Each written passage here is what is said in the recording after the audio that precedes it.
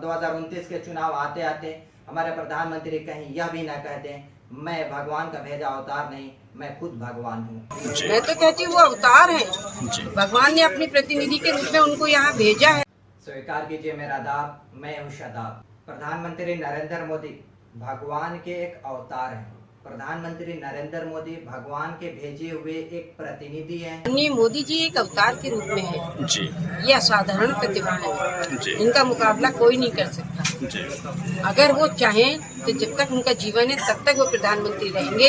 ये अटकलवादियों से वो प्रधानमंत्री पद से हटने वाले नहीं है। मैं तो कहती हूँ वो अवतार हैं, भगवान ने अपनी प्रतिनिधि के रूप में उनको यहाँ भेजा है। प्रधानमंत्री नरेंद्र मोदी जब तक चाहे इस देश के प्रधानमंत्री रह सकते हैं।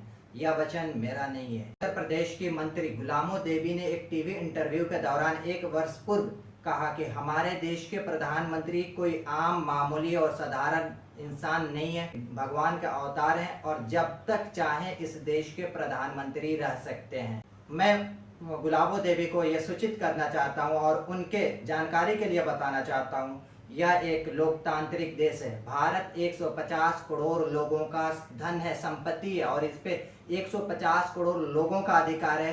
मंत्री महोदया, सिर्फ आपके अंधभक्ति और अंधविश्वासों के आधार पर यह देश नहीं चलता है। न आपके दावे के आधार पर चलेगा, न प्रधानमंत्री के भगवान के अवतार होने के आधार पर यह देश चलेगा। 2024 के चुनाव आते आते हमारे प्रधानमंत्री ने तो हद ही कर दिया। खुद को कहा कि मैं बायोलॉजिकली पैदा नहीं हुआ हूँ। अगर देश के प्रधानमंत्री चमचों के सामने इंटरव्यू में खुल के कहते हैं मैं बायोलॉजिकल नहीं हूँ, मैं बायोलॉजिकल नहीं हूँ, तो नरेंद्र मोदी जी कहते हैं कि भैया आप सब बायोलॉजिकल हो, मैं बायोलॉजिकल नहीं हूँ, मुझे परमात्मा ने ऊपर से भेजा है। लेकिन अब उनका स्टेटमेंट आता है मैं बायोलॉजिकली पैदा हुआ कोई इंसान नहीं हूँ, मैं साधारण व्यक्ति नहीं हूँ, मैं भगवान का भेजा हुआ एक प्रतिनिधि हूँ। यानी इस देश को चलाने के लिए अब भगवान का अवतार आ गए हैं और जनप्रतिनिधि नहीं बल्कि भगवान प्रतिनिधि इस देश को चला रहे हैं। इस पे टिप्पणी करते हुए हमारे विपक्ष के नेता राहुल गांधी ने क्या कहा, आप खुद सुने। कन्हैया में अलग अलग लेवल की समझ है, यमुना पार की समझ है, किसानों की समझ है और इंटरनेशनल लेवल की भी समझ है। मगर अगर एक दिन कन्हैया मुझसे मिलने आए और मुझे कॉन्फिडेंस में लेके बंद कमरे में कह दे कि राहुल जी मैं बायोलॉजिकल नहीं हूं, मुझे परमात्मा ने भेजा है, तो मैं कन्हैया से कहूंगा, हाथ जोड़ के कहूंगा कन्हैया ये बात तू बाहर मत कह दियो, गलती से भी ये बात बाहर मत कह दियो।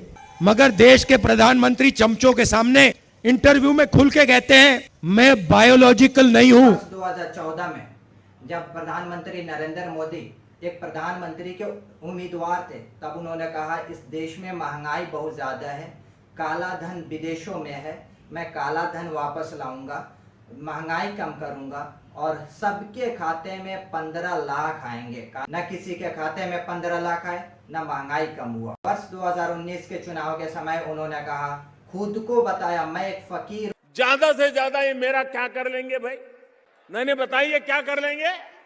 अरे हम तो फकीर आदमी हैं, झोला लेके चल। मैं एक चौकीदार हूँ। आप आश्वस्त रहिए, आपका ये चौकीदार पूरी तरह से चौकन्ना है। हम ठेकेदार नहीं है, हम सौदागर नहीं है, हम चौकीदार भी है, हम भागीदार भी है, हमें गर्व है इस बात का। और एक ईमानदार चौकीदार हूँ। हमारे प्रधानमंत्री चौकीदारी करते रहे, ललित मोदी, नीरव मोदी जैसे इस देश का बहुत बड़ा संपत्ति बैंकों को कंगाल करके इस देश से फरार हो गया। हमारे चौकीदार चुप उन्हें देखते रहे और आज तक उन्हें वापस नहीं ला पाए। आपको आखिरी और बहुत महत्वपूर्ण बात बताना चाहता हूं कि हमारे देश के प्रधानमंत्री हमेशा अपने वचन बदलते रहते हैं, लेकिन उनके कोई वादे पूरे नहीं होते हैं। 2014 में काला धन वापस लाकर 15 लाख सबके खाते में लाने का वादा किए थे, महंगाई खत्म करने का वादा किए थे, इसमें पूरी तरह से विफल हुए ही।